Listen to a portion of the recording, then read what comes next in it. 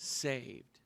Now, was the was the Apostle Paul talking about Herbert W. Armstrong? This is what we were talking about last week.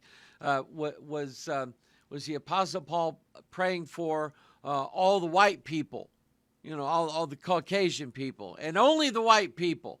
Was he talking about that? Or, as we'll see, different other, can I use the word cult? Yeah, I can use that word, cult.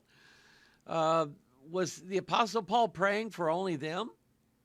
No, he was praying for his people. Remember that the Apostle Paul, we learned this last week, is a Benjamite from the tribe of Benjamin. And he is what the Bible calls a Jew. And he is a Jew by nature. In other words, he was born as a Jew. So was he praying just for only the tribe of Benjamin or the tribe of Judah? No, he was praying for Israel, all of Israel, that they might be saved. For I bear them record that they have a zeal of God, but not according to knowledge. When you see all those Jews, and they're doing all that stuff in front of the Wailing Wall. I might get into that a little bit later on.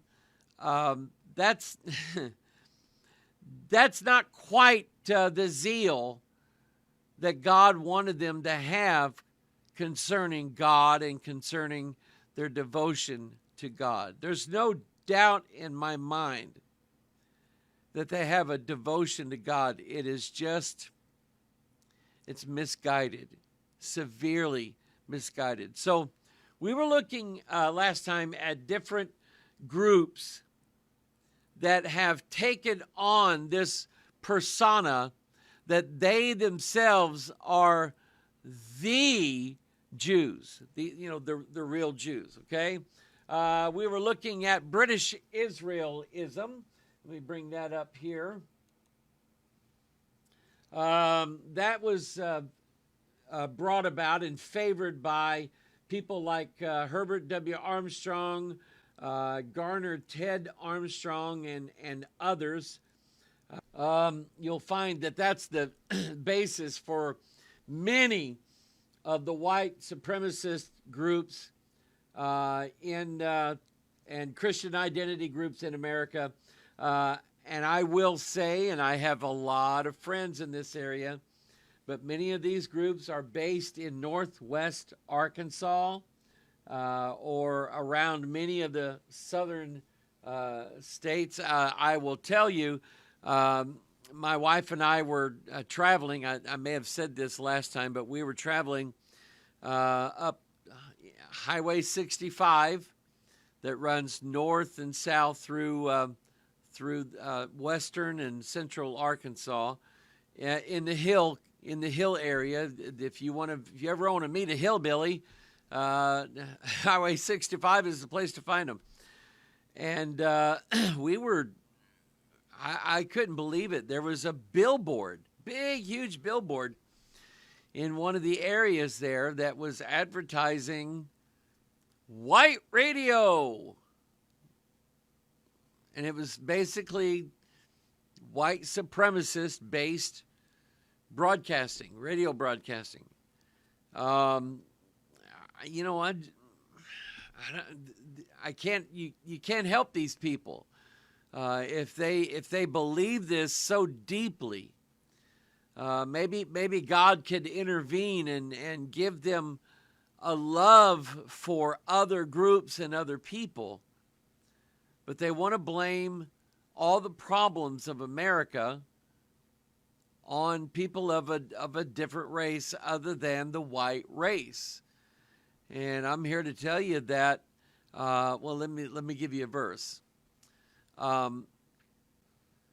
It's in Psalm chapter 19, and it says, "The wicked shall be turned into hell, and all the nations that forget God. And there's no doubt in my mind whatsoever that God had that verse put in the Bible to remind people that it doesn't matter what race you are, what family line you are, where your lineage comes from, whether you are a Hamite or you're from Japheth or you're from Shem or wherever. It doesn't matter who you're from.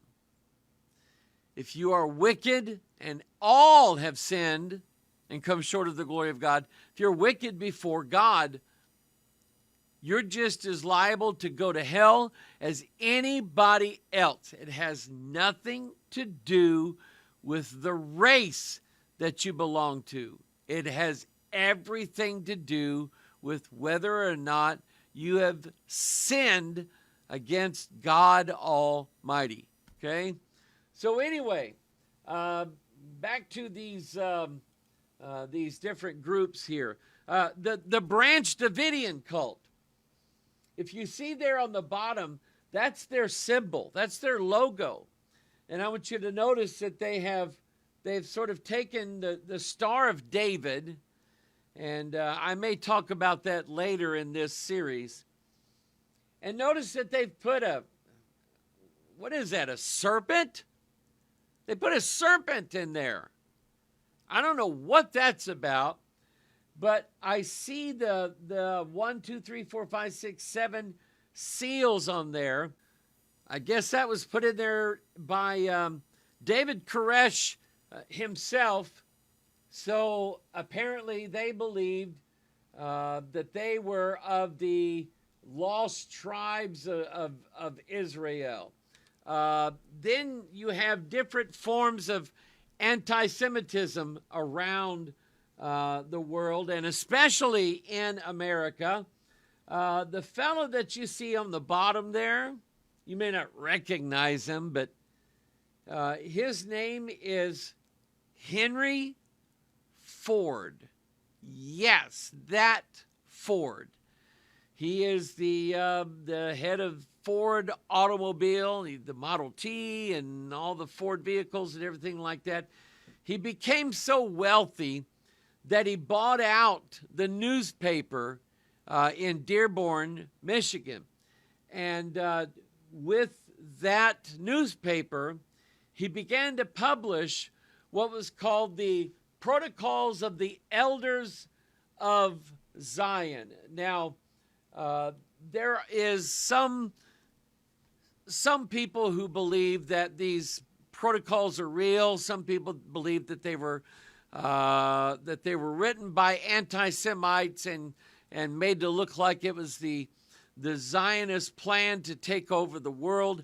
I don't know, and to be honest with you, I don't care. It has nothing to do with what God is going to do with the people of Israel. Now, I've been making a statement all this time about what I believe about the Jewish race. That as a people, they are they're a pretty wicked bunch. They are. They do seem to do quite well when it comes to banking, when it comes to real estate, when it comes to marketing and merchandising of any kind whatsoever, that they have been hated over the years because they're the ones who loaned money to kings. I mean, think about that for a minute. How much power? Who has more power, a king or the person who loaned money to that king so that king could fight whatever war he wanted to fight? Well, it would be the person who loaned the money. And so traditionally these people, these Jews, that's what they did, and that's why in many cases they were so hated. And in some cases, since they said, well, we owe you money, and we just don't want to pay you back, so we won't. and we'll have all of your people arrested. We'll have you thrown into prison camps or work details or whatever. We'll drive you out of our cities because we don't want to pay the bill back. We just don't want to do that. And so that's, pretty much they are a despised race throughout this world. The Protocols of the Elders of Zion is a document, and I'll admit I haven't read it lately, but it supposedly has in it all of the ways in which the Zionist Jews are going to take over all of the world. That's right. They're going to take it all over. They're going to own every bit of it. They are going to rule the world. And in doing so, they're going to bring down their Messiah from heaven so that he can rule and reign with the Jews for ever and forever and forever. That's pretty much the idea behind the Protocols of Zion.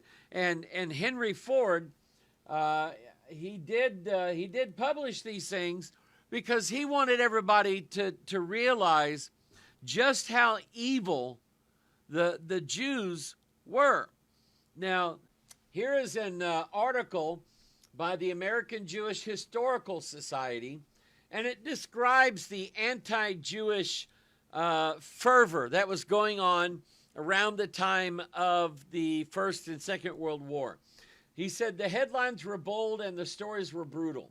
Jewish dictatorship of the United States during war. Jewish supremacy in the motion picture world. Now, I can tell you that's kind of true. Are the Jews victims or persecutors?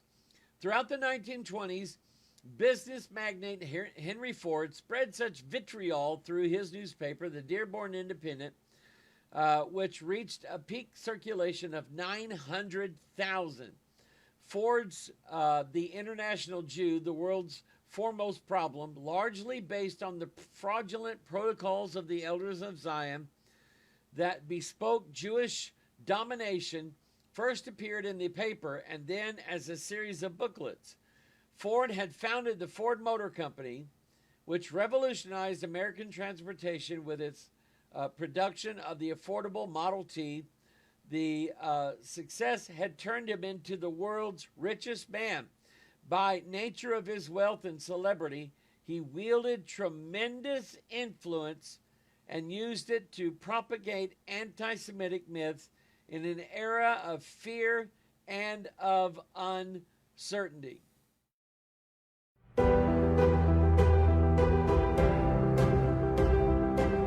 I have 2 books at my bedside, Lieutenant. The Marine Corps Code of Conduct and the King James Bible.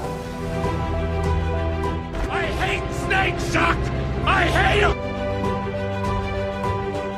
And may the Christian Lord guide my hand against your Roman popery! And they may take our lives, but they'll never take our freedom! We're on a mission from God. Entitled, you want answers! I want the truth! You can't handle the truth! Maybe we should chug on over to Mamby-Pamby land, where maybe we can find some self-confidence for you, you jackwagon! Coming to you live from his padded cell high atop Bethel Church, the most heralded, the most despised talk show in all of human history. This is the talk show hell hates. This is Pastor Mike Online. That's the good stuff. All right, back to the Word of God. All right, time to get started. Let's fire up this camera. Perfect. Hi, everyone. Welcome to the studio. Let me show you around. Here's our green screen, and now we sit.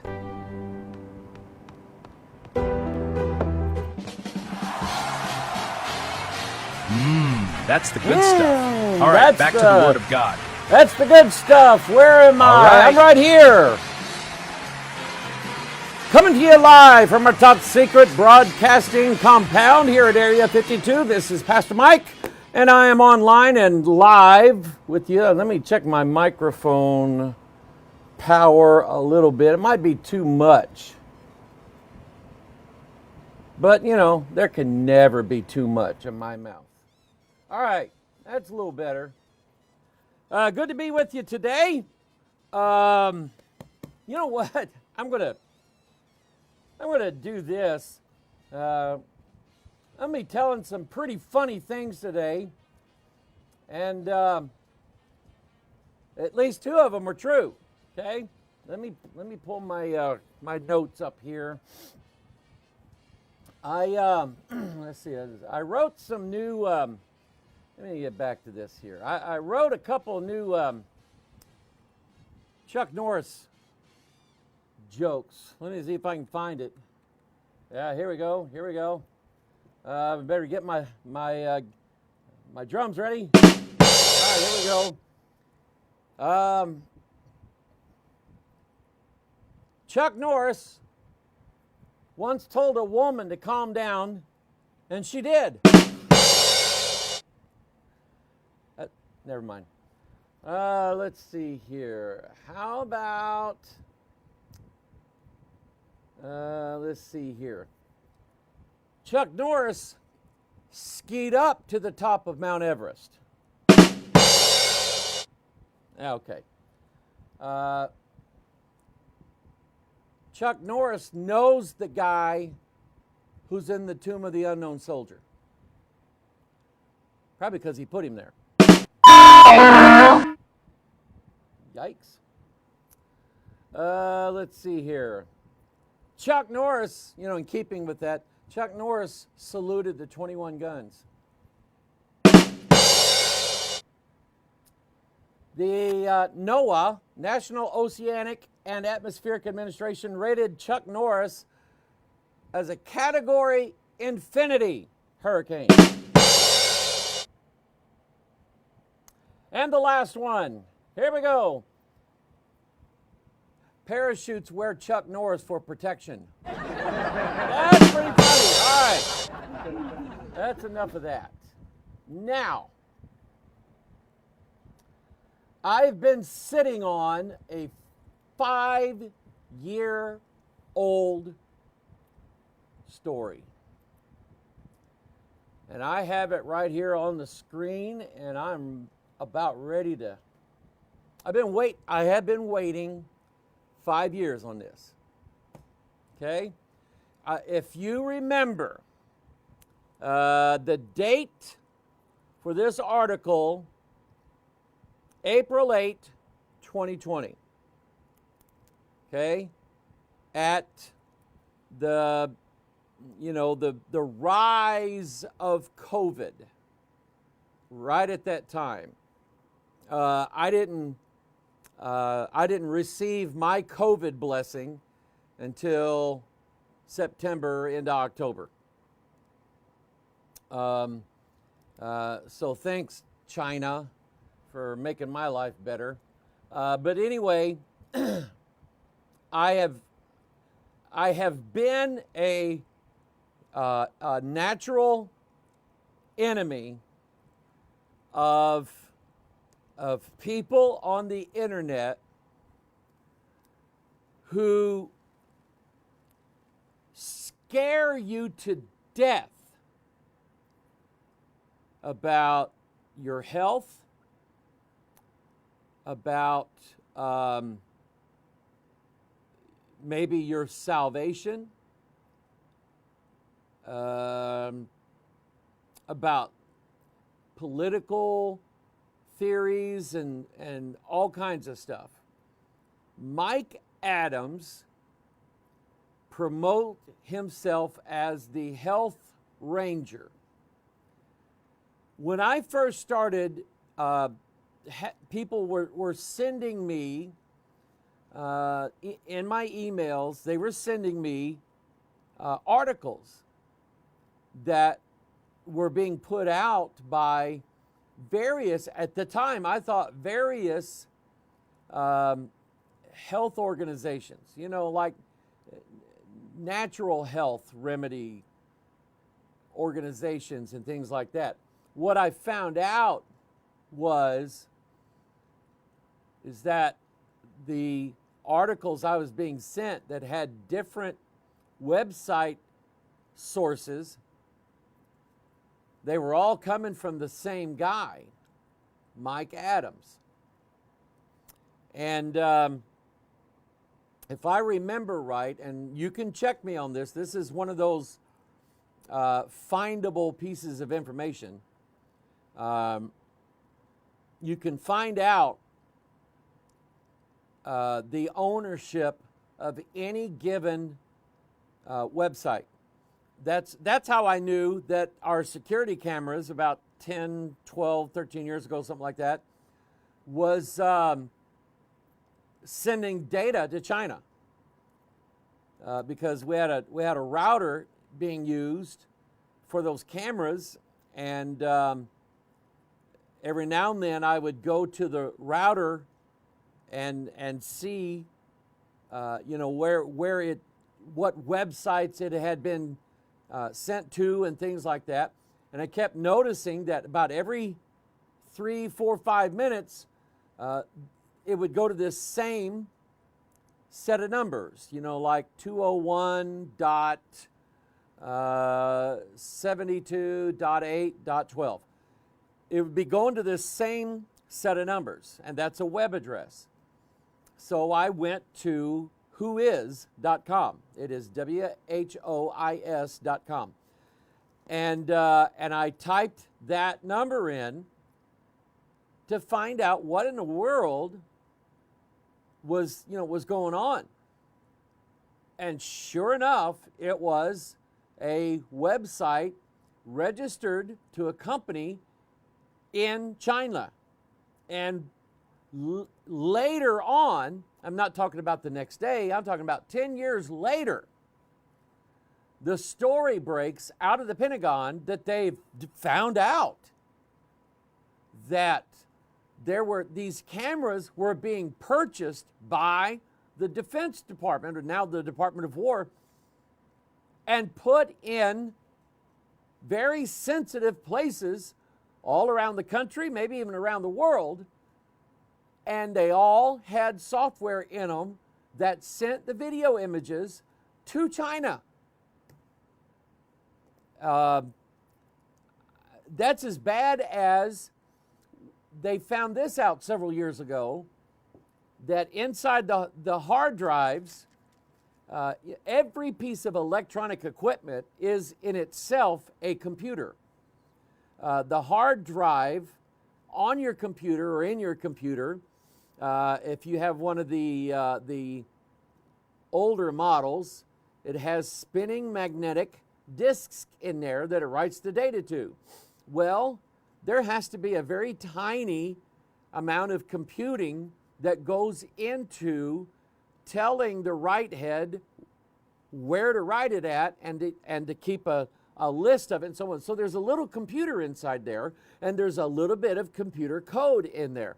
Somebody found out that code was spyware, and that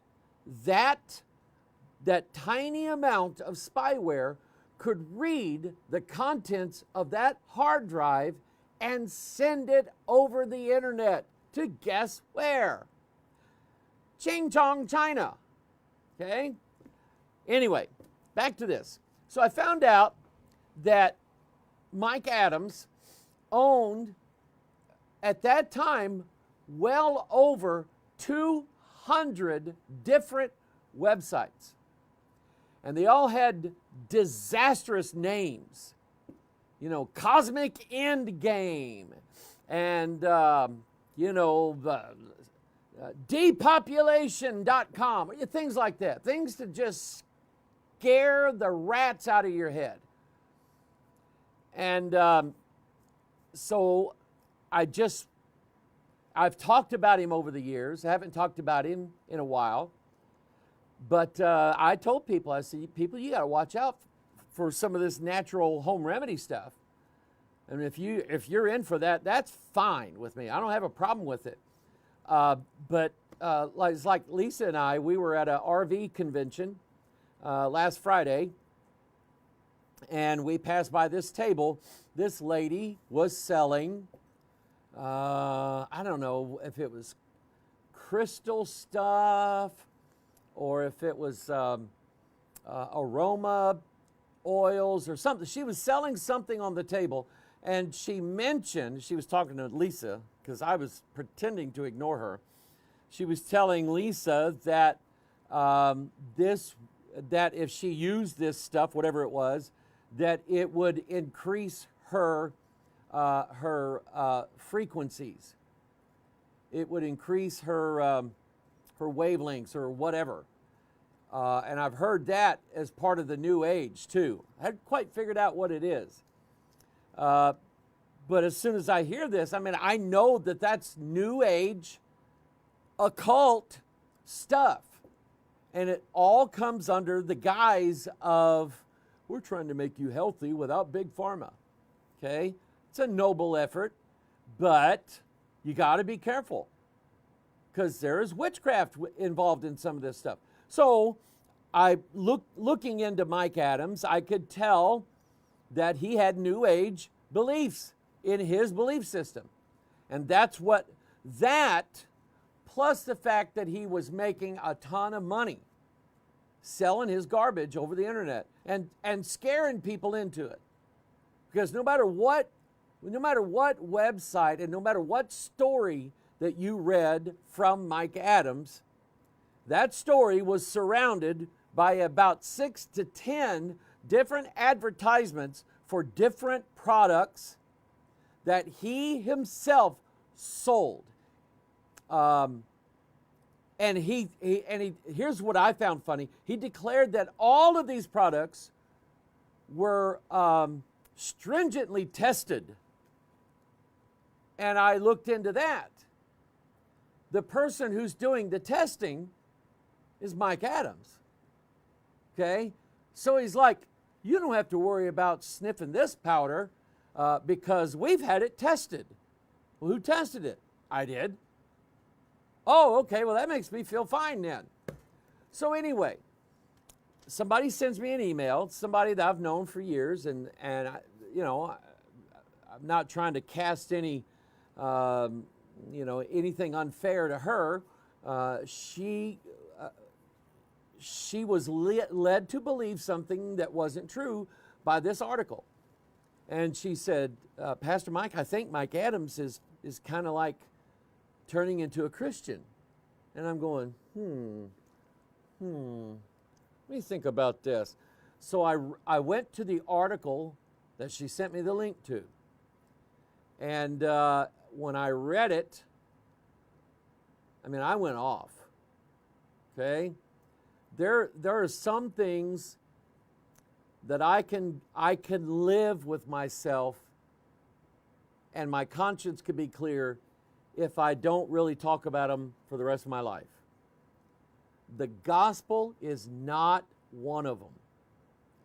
I am going to speak the gospel from the Word of God, not from my own head, not from a denomination, not from a cult, not from no other rabbi nor Bible scholar or anybody. I'm going to tell you the gospel according to the Word of God. For by grace are ye saved through faith, and that not of yourselves. It is a gift of God, not of works, lest any man should boast. And it's not any more complicated than that. And so anyway, in this article, he was messing with the gospel. And so he made a prediction. And I've been waiting 5 years plus for this. I figured, just to be fair, that I would wait until 2026. And in 2026, I would go back, read this article, and show you what kind of liar he is. Okay? It's not real hard either. Now, here is the article. cosmic end game. Here we go. Coronavirus vaccines, depopulation, and the demonic war to claim your soul for Satan. Stop right here. Mike, if you don't believe the gospel of Jesus Christ, excuse me for saying this, but Satan already owns your soul.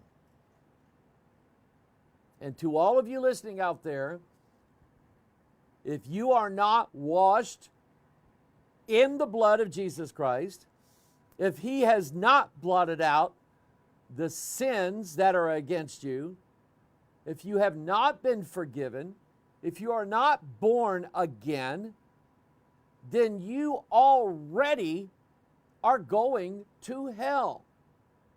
You don't have to do something extra to get it. You've already got it. You're born with it. Okay? It's not that you do something to get lost. You got to do something to undo what's already been done in you. And that is trust Christ. Trust the cross. Trust in Jesus and what he did for you and what he said. Okay? Coronavirus vaccines, depopulation, and the demonic war for your soul for Satan. Oh, look at that tragic. Look at that picture there. Man, that's got like piles of human skulls all over it and a Satan needle. I've heard that one. By the way, see this little advertisement here?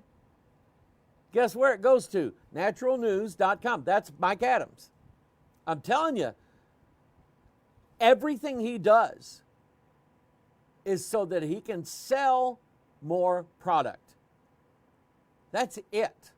Okay? I don't know him, never met him, I wouldn't want to.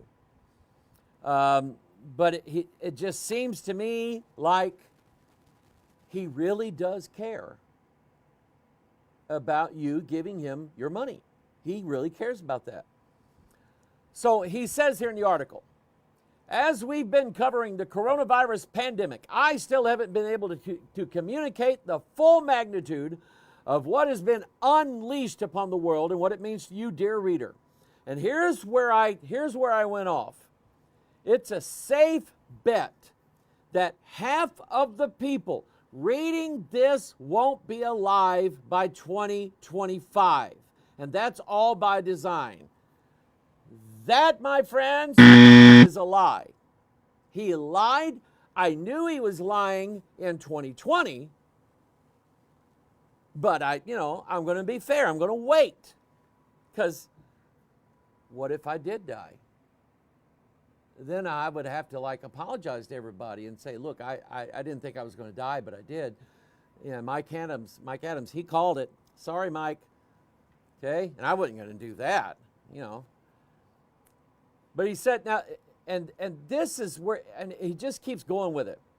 He says, by now you know the coronavirus wasn't an accident. Now, that's true. I mean, we all know that.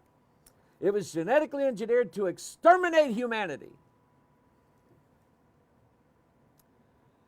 Did it work? No. See, that's the thing.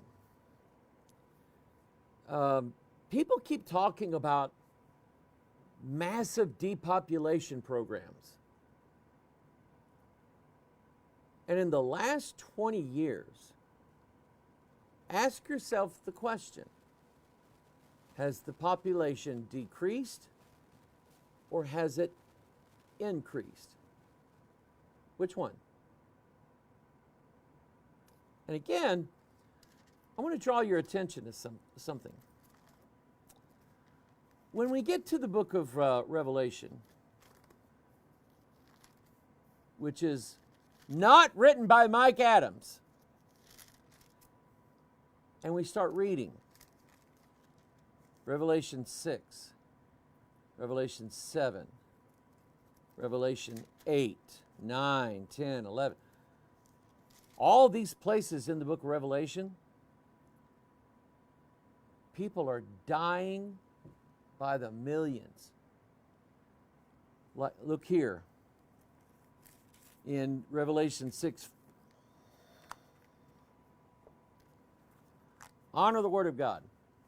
Oh, by the way, this hat, the Reggie Sadler family, if you've never heard them, man, they're good. Reggie Sadler was an old-time rock and roll guitar player and singer back from the 60s and 70s, and God saved him. He was in the rock industry. God saved him out of it. And he had a wonderful family. He had a wife and 4 daughters. They went around singing. And they've been on some of the Gaither videos and things like that. Well, they were in Branson a couple years ago and at Silver Dollar City, and we went to see them. And I got this hat from him, and it says, "It's still the blood." I like it. So anyway, Revelation 6, "And there went out another horse that was red, and power was given to him that sat thereon to take peace from the earth, and that they should kill one another. And there was given unto him a great sword." Who's killing everybody? When he had opened the 3rd seal, there was a black horse, a pair of balances in his hand. When he opened the 4th seal, the pale horse comes, and he that sat on him was death, and hell followed with him. And listen to this. "And power was given unto them over the 4th part of the earth, to kill with sword, with hunger, with death, and with beasts of the earth." Now, let's just do a little simple mathematics here. Let's say that the earth is roughly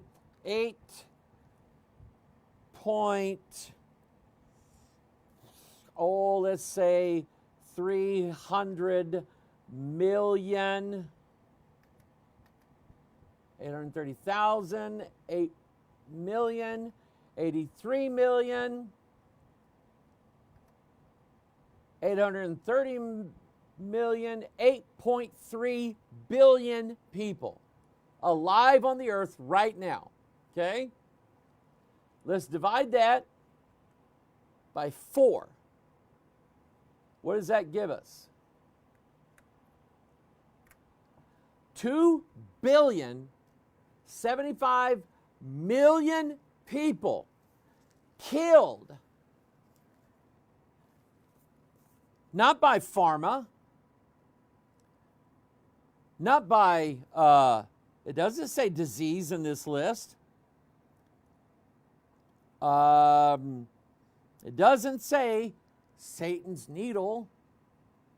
Doesn't say any of that. The person who unleashed this onto this world was who? Jesus Christ. It's his judgment. Jesus, plainly put, is sick and tired of everybody lying, everybody worshiping everything in the universe except him. He offered his life. He gave his blood. He suffered as no man has suffered. And for who? For everybody. And he offers them the gospel, Matthew, Mark, Luke, and John. They won't accept it. So look at here, same number, 1, 2, 3, 4. And there's 4 things here. Sword, hunger, death, beasts of the earth. Okay? And I could stop there. But then you get to the trumpet judgments. And you got 1/3 of the world dying over here. You got 1/3 of the world dying over there. I mean, we're running out of people to kill. Then you get to the whole battle of Armageddon, and everybody gets killed, mostly. So depopulation, where? Where is this depopulation going on? And who's causing it? And how come the numbers are not going down? they're going up. So people, you gotta stop every now and then and think about it. Think about what they're saying, because this thing about depopulation, like I said, is not some new thing that they found out the Illuminati was doing. This has been talked about, I know, since the mid-90s. That's when I really started kind of looking into stuff. And how many people were alive in the mid-90s? How many people are alive now? You see a problem? Let's see here. So he says here, you know, the coronavirus was an accident, genetically engineered to exterminate humanity. Its release may have happened at an accidental time, but the intent was always to build a hard kill weapon that would unleash the economic collapse and global enslavement that would then enable the mass slaughter of obedient human beings by the demon-infested globalists who despise the human form. These depopulation-minded globalists, of course, are working on euthanasia injection that will kill off the masses. They're going to label that death shot a vaccine. Sneaky devils. They didn't think we'd find it out. In order to convince billions of people to obediently agree to be injected, Mr. Depopulation himself, Bill Gates, listen, the only person Bill Gates ever tried to depopulate was his wife, who he gave her an STD that he got on Little St. James Island. I mean, the former Mrs. Bill Gates. Because after he gave her that, she said, I've had it. Bill Gates is furiously funding death injection factories that will be able to crank out lethal injections by the billions over the next 2 to 3 years. And unlike the attempted ethnic cleansing of the Third Reich in World War II, this time the sheeple will line up and beg to be killed, avoiding all the messy business of any organized resistance. Boy, he nailed her, didn't he?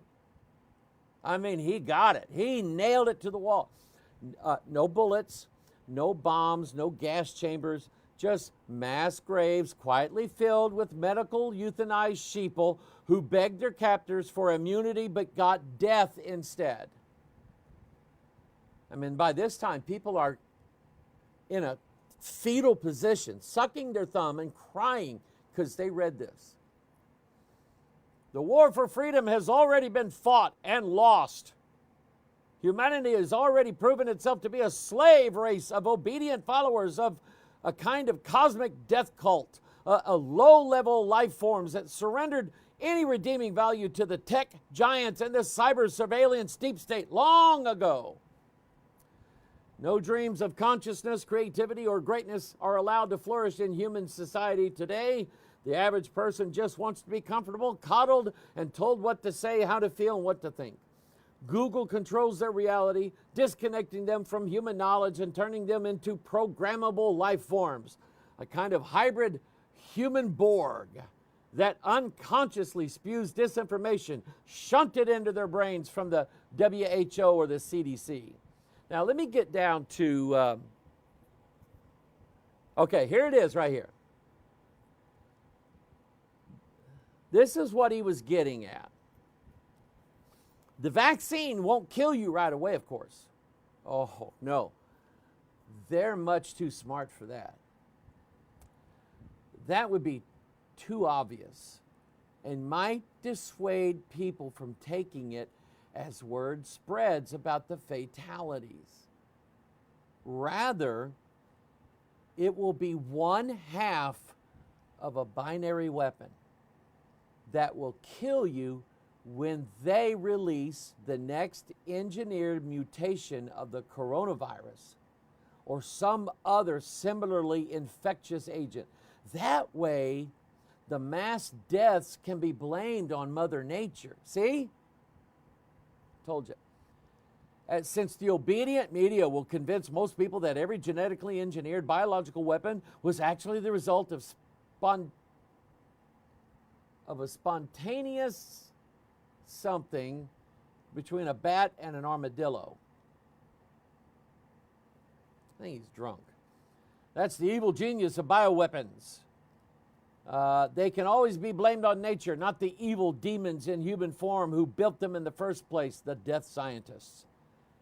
Let's see here. Where did he get to? Here it is.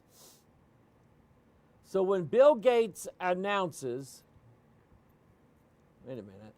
So when Bill Gates announces the availability of free coronavirus vaccines for the masses, the sheeple will line up by the billions, begging to be injected and implanted with the mark of the beast technology so they can have the privilege of using the global cryptocurrency transaction system that replaces the collapsed dollars. Then he quotes scripture. And he says, and he causeth all, both small and great, rich and poor, free and bond, to receive a mark in their right hand or in their foreheads, and that no man might buy or sell, save he that had the mark. He says, according to scripture, by participating in that mark of the beast system, you will be selling your soul to Satan, prohibiting your eternal soul from entering heaven. Bill Gates is now openly talking about rolling this out, having biometrics or implanted devices that broadcast your coronavirus vaccine status to allow you to participate in society. Without such electronic marks on your hand or forehead, you will be prohibited from engaging in societal functions, including transactions of commerce. Listen, so I remember what really, really got me angry at him was his dismantling of the gospel of Jesus Christ. Folks, people delve into this stuff and they buy just about everything they read. And so, how many people 5 years ago got so scared about vaccines and injections and needles and everything like that, that they were losing their grasp on reality, I guess. But they were being told by somebody who uses the Bible as a marketing tool, as a way to get more money out of people, to scare people. Let me let's see here. I'm looking for something here.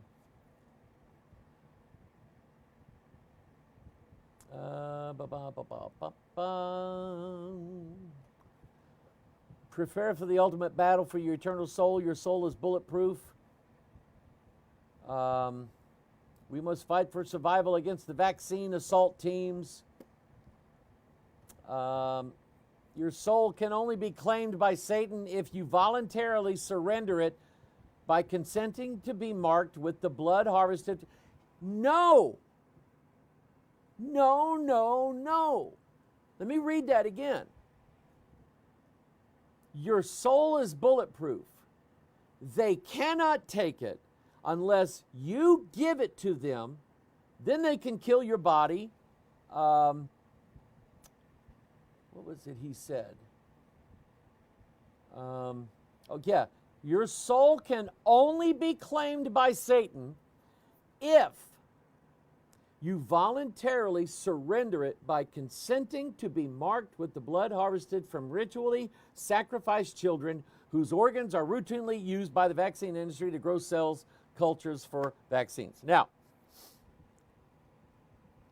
again, that's what angers me. I don't care about what all else he says. He's a liar. He's a millionaire liar.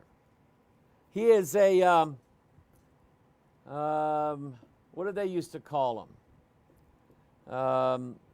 I don't know. These sales pitch guys, you know, that would sell that you go to the mall and all of a sudden be somebody there chopping up vegetables, and they'd say, "Boy, you need these knives here," you know, and they're just telling you why you need these knives. Your knives are bad. I can guarantee you your knives are bad. These are the good knives. This is what you need right here. That's who he is, and he'll say and do anything to make more money. These articles that he writes lead you, like I said, back to his sales pages, his catalog, where you can pick out $1,000 worth of stuff if you want, because after all, it'll probably take all of that just to keep your soul safe from Satan stealing it.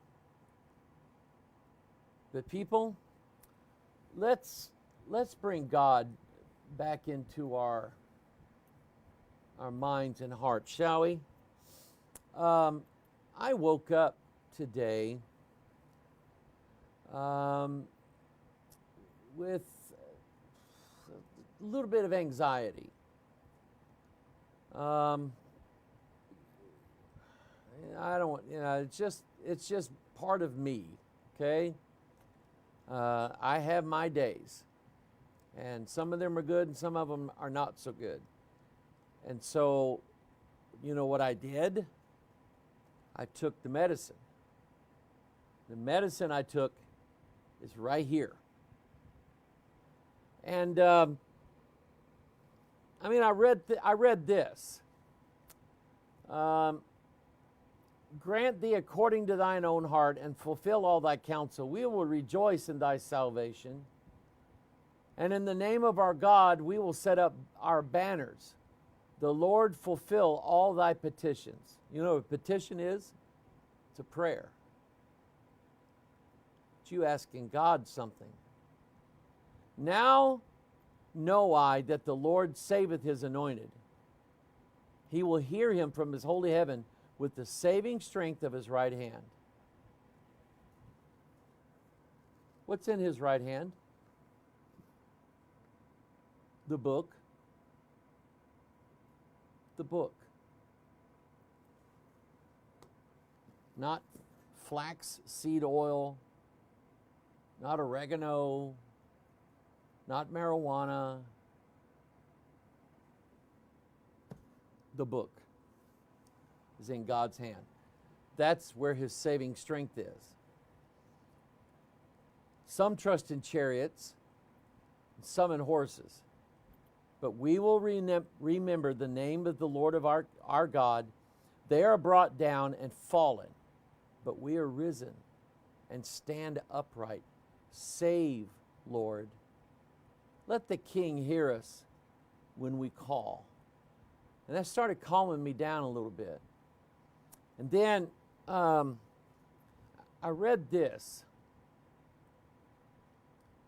Psalm 21, he asked life of thee, and thou gavest him, even length of days forever and ever. His glory is great in thy salvation. Honor and majesty hast thou laid upon him. For thou hast made him most blessed forever. Thou hast made him exceeding glad with thy countenance. God's face. Wait a minute. You know, there's something about God's countenance. I'm remembering. Let me look at that verse here, that word. 53, 2, that's 55. But anyway, thine hand, I like this.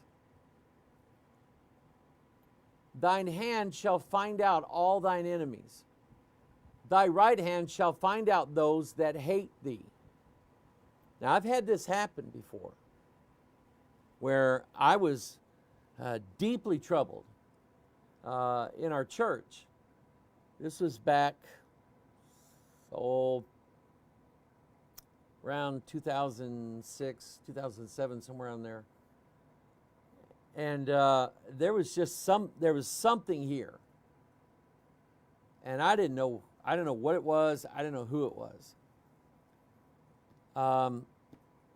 But I've told this before, but I was just very, very, very burdened with it.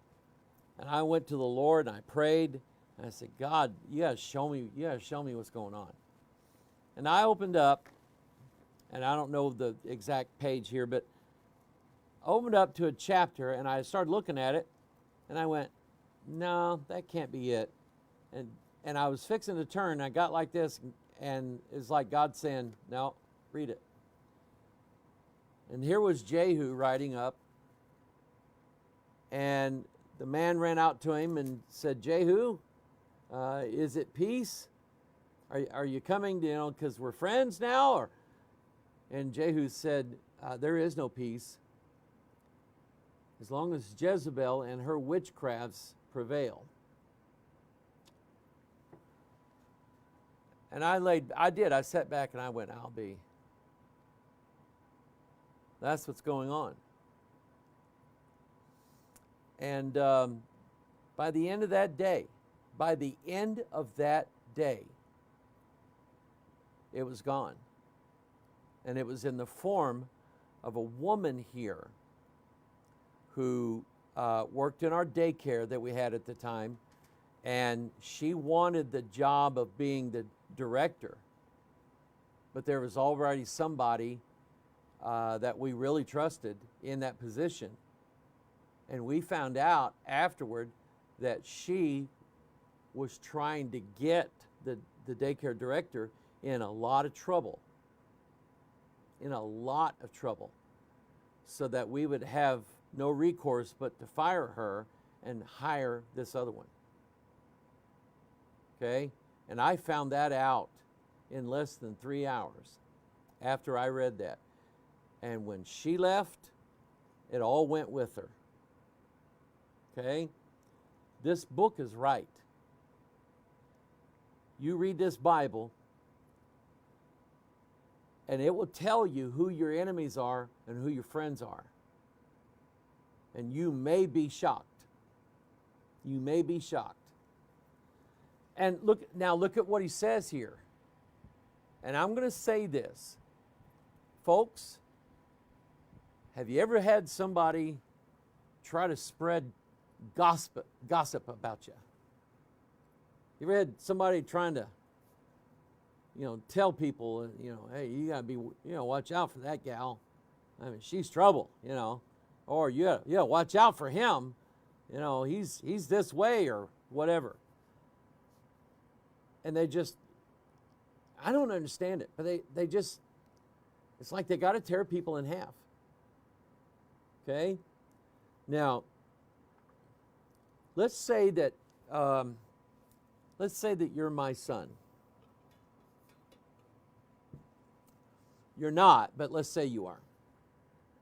And you're about 8 years old, and I find out that a 13-year-old boy and his buddies are constantly picking on and bullying my 8-year-old son.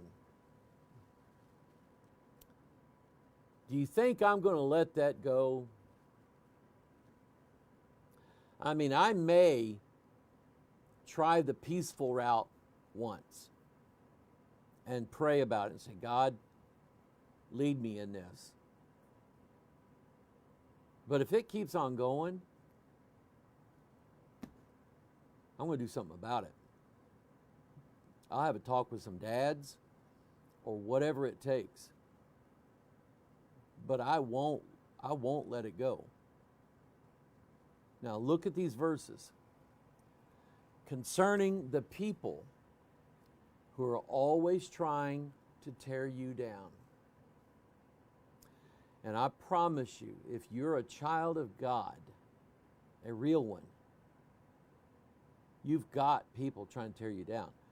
Satan sends them wave after wave after wave. So he says concerning them Thou shalt make them as a fiery oven in the time of thine anger. Can you think of a story that had a fiery oven in it? Yeah. Shadrach, Meshach, and Abednego. Who was supposed to get killed? Shadrach, Meshach, and Abednego. Who got killed? The people who threw them in there. That's a hand clap. You see that? It wasn't the people that were supposed to get killed. It was the people who threw them in there. They died. And those 3 young men and Jesus were safe inside there. And he said, the Lord shall swallow them up in his wrath, like death being swallowed up in victory. And the fire shall devour them. Yeah, go read that story in Daniel. That's what it says. Then he says, their fruit shalt thou destroy from the earth, and their seed from among the children of men. Now, there's several ways to look at this, and one of them is, genetically speaking, we know that God is against the nations that forget him and do not choose him to be their God. We know that about God. And God has eliminated entire bloodlines of people that you see in the Bible for that very reason, because they went and picked on God's children, and God said, I'm not going to sit by and let that happen. And then he says, well, let me get back to this. For their fruit shalt thou destroy from the earth, and their seed from among the children of men. There is such a thing called the fruit of their mouth and the fruit of their doings. Look those up. And what happens with people is exactly what we know the Bible talks about. You shall reap what you sow. And God says, I will cause them to eat the fruit of their doings. And you know what I know about some people? All they have is sour grapes. Outside of that, they got nothing. Their life is so void and empty of anything of a joyful nature that the only thing they can find that satisfies them is the destruction of other people. And I don't think that way. And look what he said here. For they intended evil against thee. They imagined a mischievous device. There it is right there. This whole article was a mischievous device. It was intended to scare people into sending him thousands of dollars. And it probably worked, because there was a lot of scare back in 2020 about COVID and about the vaccines and all that stuff, okay? And I get it, I do. But not to this extent. Not by telling people if they get vaccinated, well, we found out that if you get vaccinated, it does something to you and you can't be saved anymore. Show me that one.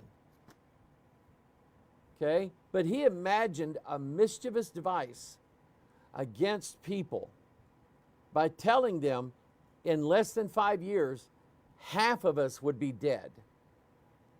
And he's wrong. And I don't care if you send him this show or not. I don't care. I got nothing for this man but contempt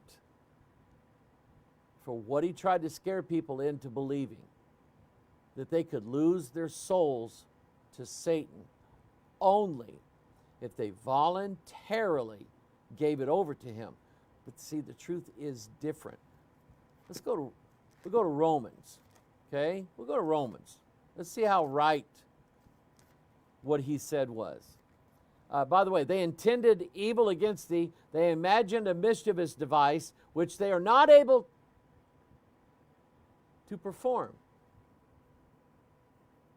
Now, let me focus on this for a minute. Do you remember, a long time ago, last week? And let's see, where was I? Was that John chapter 6? Was that? Yeah. He said, Jesus said, labor not for the meat which perisheth, but for the meat that which endureth unto everlasting life, which the Son of Man shall give unto you, for him hath God the Father sealed. Let's see here. And he's talking about him being the bread of life here. And he that believeth on me shall never thirst. Let's see here. Where was it he was talking about? Here. It is the spirit that quickeneth, the flesh profiteth nothing. Anyway, it may have been Luke. But he was talking about, people saying, you can't eat this and you can't eat that, and that's not good for you, and all that stuff. And Jesus said, are you not more than meat and drink? Is there anything that you can set before you? Paul told us this, that there are some who don't eat things, fine with me. There's some who eat everything, fine with me. But he said, it is sanctified by the word of God and by prayer. And Jesus tells us this. He tells us, you're worried about all this stuff that you eat. And people say, well, you're defiling the temple. Excuse me on that one? What defiles the temple? What goes in it or what comes out of it? Did not Jesus promise to his disciples that they would tread on scorpions and they would not be killed? That they would take up serpents? Paul actually did. He was grabbing firewood to throw it in the fire, and the serpent latched onto his hand. And he shook the beast off into the fire. That's a picture of the Antichrist being sent to hell. And everybody's going, oh, he's going to die. He's going to die. Oh, no, he's going to die. And they're watching him, and it's like, it's no big deal. And they thought he was a god, and he had to convince them, no, I'm not. Jesus promised us this liberty, this freedom, that we don't have to worry and sit and worry about who's planning our demise, who's trying to kill us now. Because that's, when it comes to Mike Adams, that's all that guy is. That's all he is a guy trying to scare you out of your hard-earned money. I want to go back to Psalm here. Where were we at? Psalm 21. Yeah. For they intended evil against thee. They imagined a mischievous device which they are not able to perform. Over and over and over in the book of Psalms, you're going to find David talking about how they dug a pit for him. They set a trap for him. And he prayed to God, and he said, God, let them be caught in their own trap. And I want to say this, not as any kind of boast or brag or anything like that, but in all humility, I know what God says about those who try mischief against his people. What happened to Pharaoh? Where did he end up? Bottom of the Red Sea. Okay? What happened to the men who plotted against Daniel and his prayers? They got eaten by the same lions that they thought were going to eat Daniel. And the Bible is full of those things. When Lot has lived in Sodom so long that he's vexed by it, he can't stand it. And when the angels come and they're meaning to bring Lot and his family out to salvation, and all the men of Sodom want is them, what does God do? He destroys Sodom. And folks, I'll be honest with you, I've seen it happen where people spread rumors, lies, stuff about our church, stuff about me. Folks, there's always going to be a list of people who, for whatever reason, don't like Mike Hoggard. Now, I don't like that, but I can live with it. Who I really am afraid of not liking me is God. And so I must be faithful to Him and to His Word. So he says in verse 12, Therefore shalt thou make them turn their back, when thou shalt make ready thine arrows upon thy strings against the face of them. Be thou exalted, Lord, in thine own strength, so we will sing and praise thy power. And there's another thing that helps me, and that is music. Okay? I'm not the, Adobe Acrobat. Go default yourself. I know I'm not the best musician in the world. I make plenty of mistakes. But I love to sing the Lord's song. I do. I love what I'm singing. I love the joy that's in the verses, the joy that's in the music. That helps. It really does. But get your comfort from the Word of God. I want to move on. So anyway, okay, I spent an hour. I could have just said, Mike Adams lied 5 years ago. Now let's turn to this. But I wanted you to see that kind of manipulation. It doesn't sit well with me. Oh, I know what I was going to do. I was going to Romans. So, let's see here. Mr. Adams says that we must give our soul to the devil. Well, let's look at what the Apostle Paul said, which is funny because I've had conversations with some Hebrew roots people, okay? Couple ladies, different times, different people, and they would call me and they would say, Pastor, I think I've come up on something absolutely stupendous, about a revelation about the Bible. Yeah, what is that? I'm 99% sure that Paul was a false apostle. And why is that?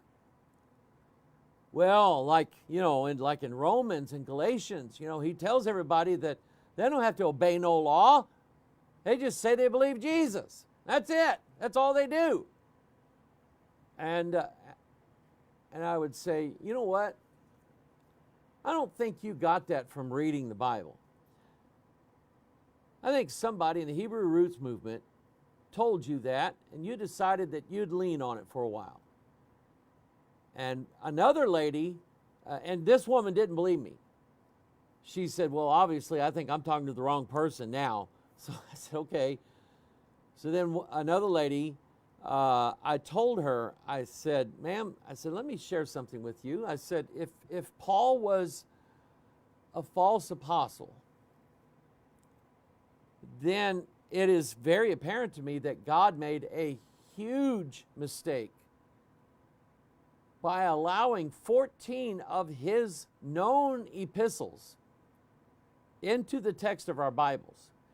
And the fact that Peter, in 2 Peter, told all of his people, go read what Paul said. Some of that stuff's hard to understand, but Paul's dead on. And she went, really? I said, yeah. Oh, well, maybe I was misinformed. I said, sounds like it. Look at this. Here's man in his natural state. For the wrath of God is revealed from heaven against all ungodliness and unrighteousness of men who hold the truth in unrighteousness, because that which may be known of God is manifest in them. For God hath showed it unto them, for the invisible things of him from the creation of the world are clearly seen, being understood by the things that are made, even his eternal power and Godhead, so that they are without excuse. So, we are born into this world already lost. We don't have to get lost. We're already there. And it won't take long in that person's life for sin to be manifesting itself in that person, that child's life. Take a couple of years, 3 years, 4 years, something like that, it starts showing up. Okay, is there some wheat oil or some stuff we can dig up out of the ground and eat it and feed it to our kids that'll make them not sinners anymore? Anyway, so he says here, because that when they knew God, they glorified him not as God, neither were thankful, but became vain in their imaginations, and their foolish heart was darkened. Professing themselves to be wise, they became fools, and changed the glory of the uncorruptible God into an image made like to, here it is, 4 things, corruptible man, to birds, 4-footed beasts, and creeping things. Wherefore, God also gave them up to uncleanness.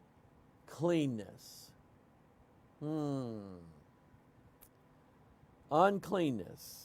Maybe that's all those churches up in Minnesota that have gay flags hanging off every wall outside and inside.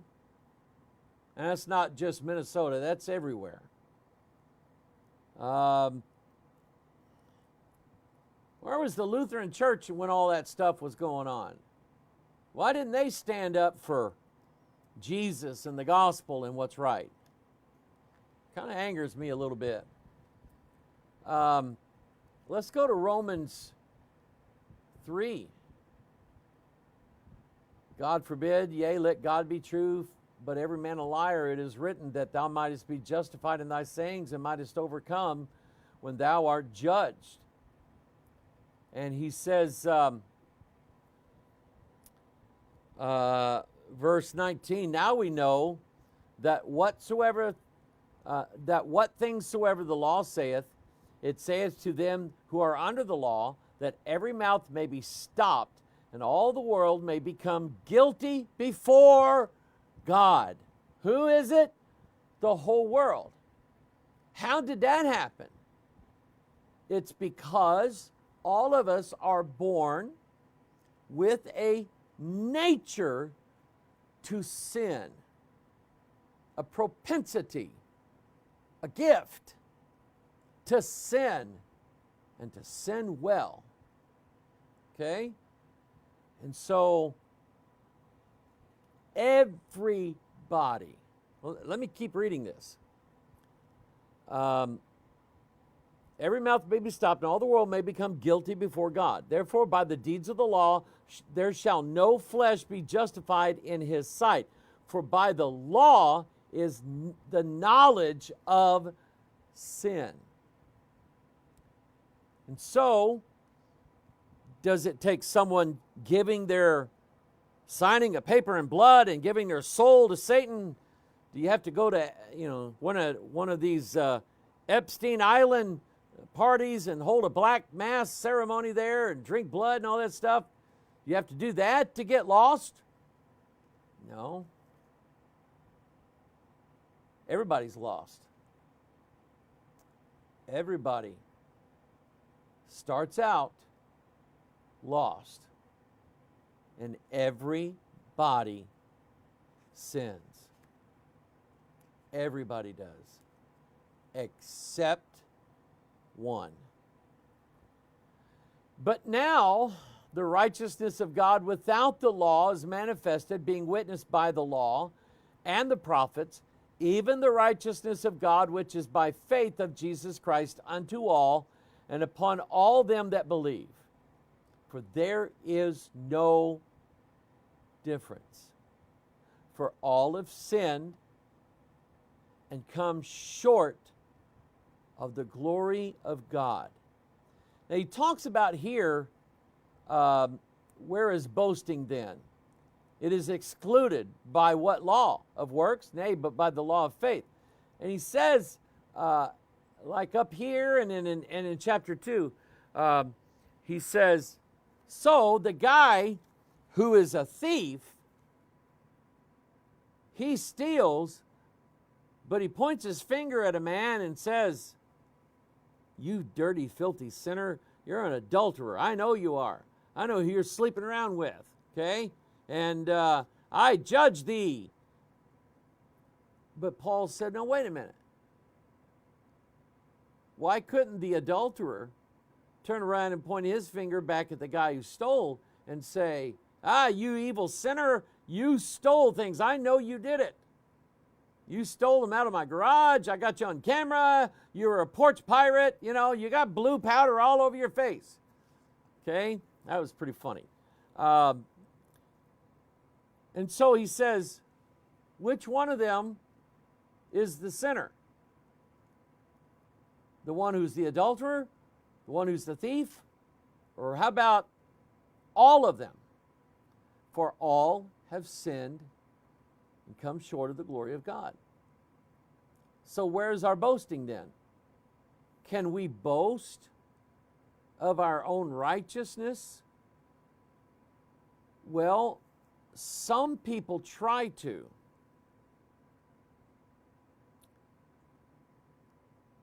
They like to take and set themselves as a moral standard. And they say, well, I like to stay pretty close to God, but I see those people over there, and they're just not living right. They're not doing right. They don't say things right. You know what? You know what I found out? I found out that in the past, they did some things wrong. Really? Who has a right to do that? I'm going to go ahead and address something here. Something that is biblical to the core, and something that I've learned, and it's about people who in church and they sin. Okay? Now I'm not talking about, they saw a nice looking woman and was going, hey, I'm not talking about that. I'm talking about sin.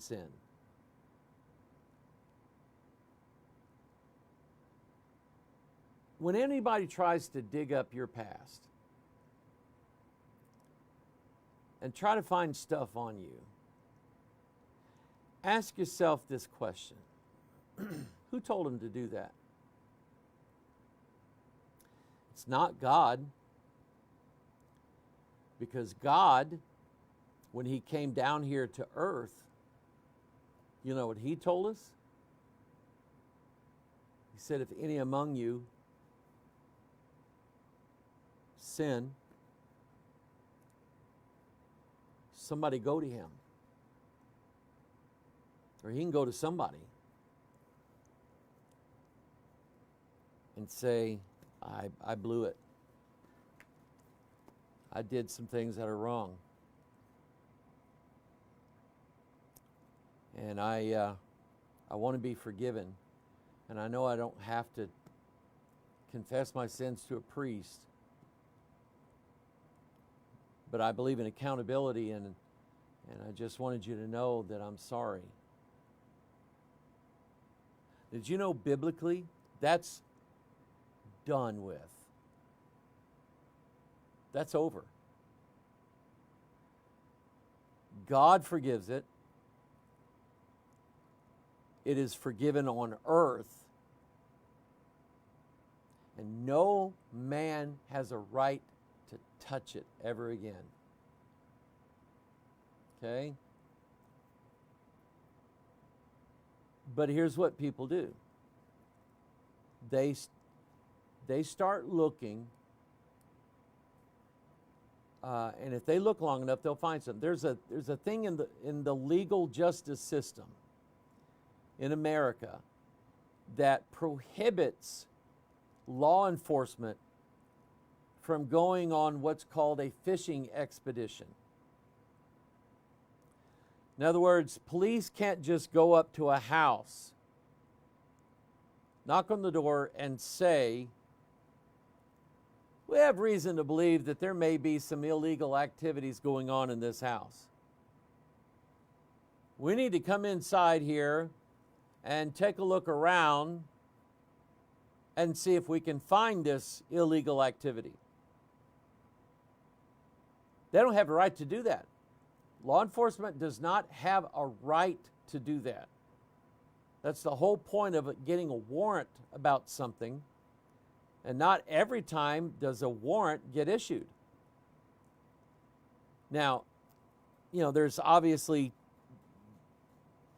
ways around that, but if a cop goes up to a car and the person in the car is sitting there and they've got a marijuana cigarette sitting there, it's been lit, there's the fresh smell of marijuana in the car, you can say marijuana is legal now. Yeah, not in the car, not driving it. Okay, he has reasonable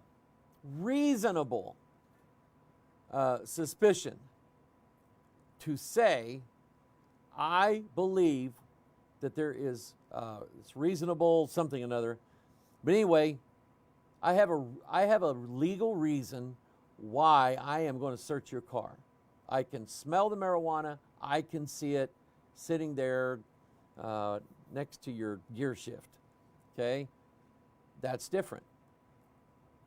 What I'm getting at is,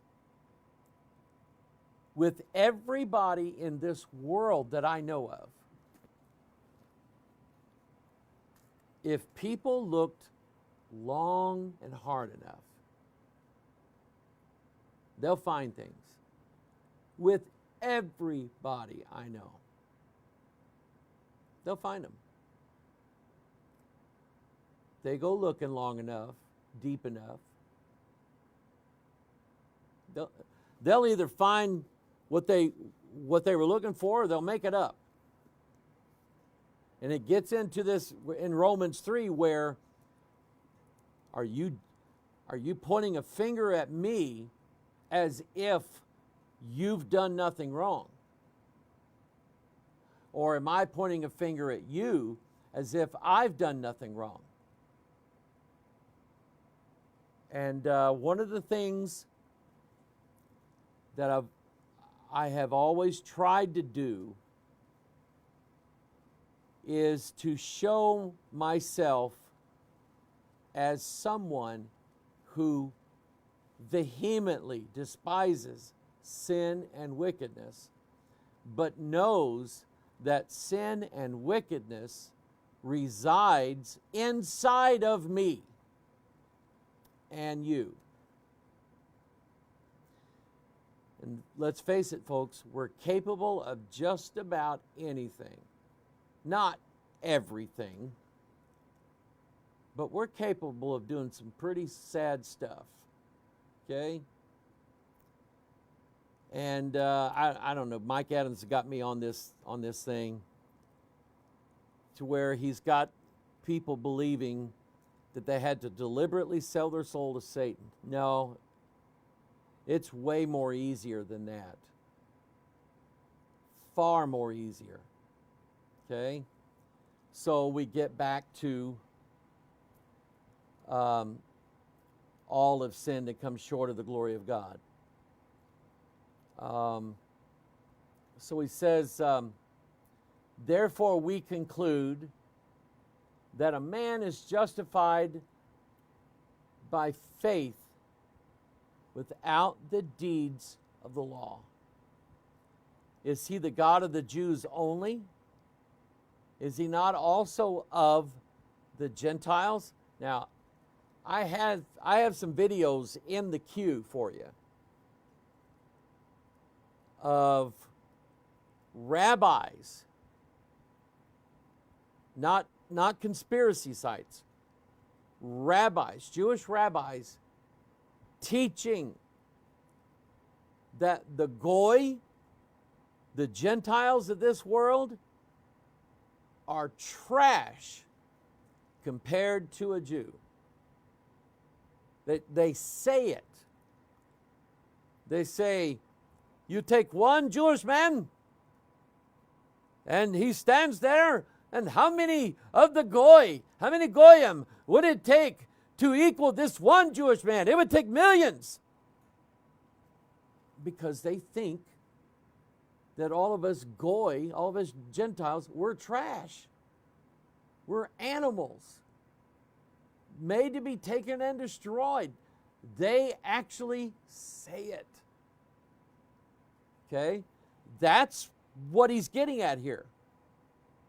Who has the right to point a finger at anybody? And I'll say this. I'm collecting some things on different subjects, and I found some videos of some Jewish rabbis really spelling it out what their plan is. And yes, there are elements of an international Jewish conspiracy. Absolutely there is. Yet, you just read the book of Acts, you'll see it in there. But again, who gets to point, who is the Jew who gets to point to me and say, you're nothing, and God hates you because you're not a Jew? And then who is it among us who can point to the Jews and say, oh, you people, you're so evil, God won't save you. Salvation is of Israel, people. How'd you like my little cartoon there? I made that. Time to get started. Let's fire up this camera. Perfect. Hi, everyone. Welcome to the studio. Let me show you around. Here's our green screen, and now we sit.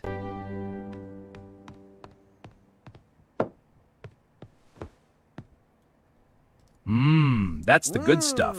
All right, back to the work. Did you see that? I had the power to walk through the desk.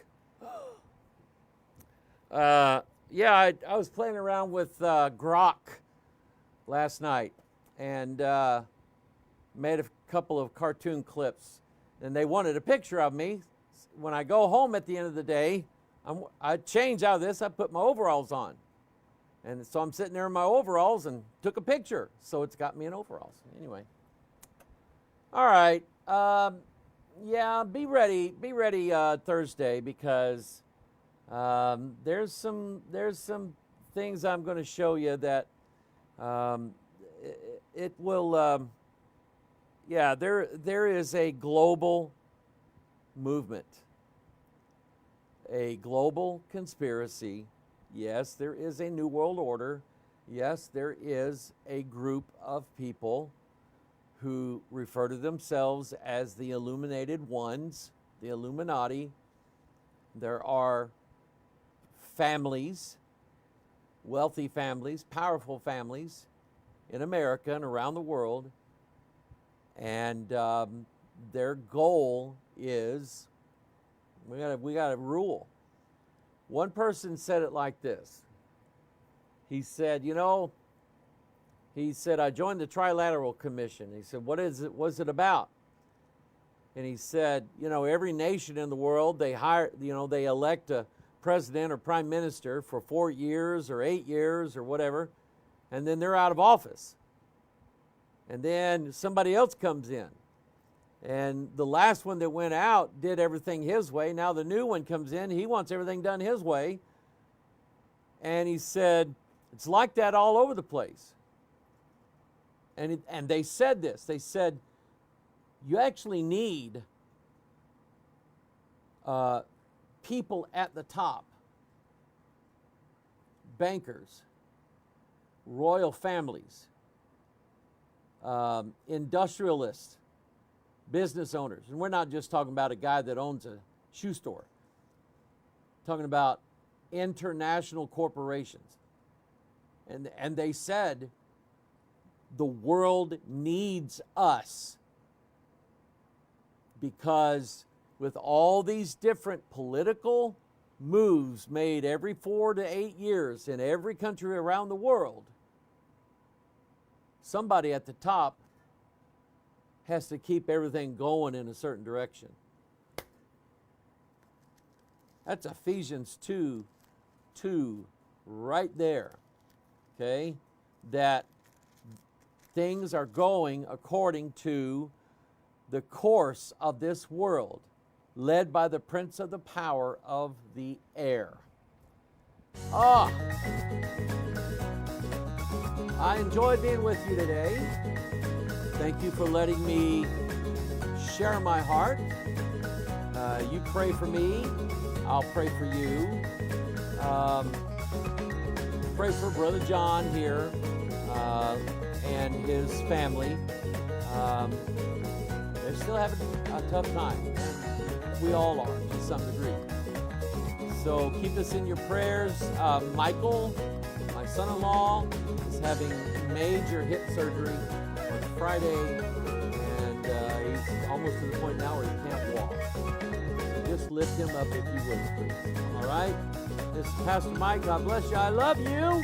You are the reason why we do what we do. Think, fight.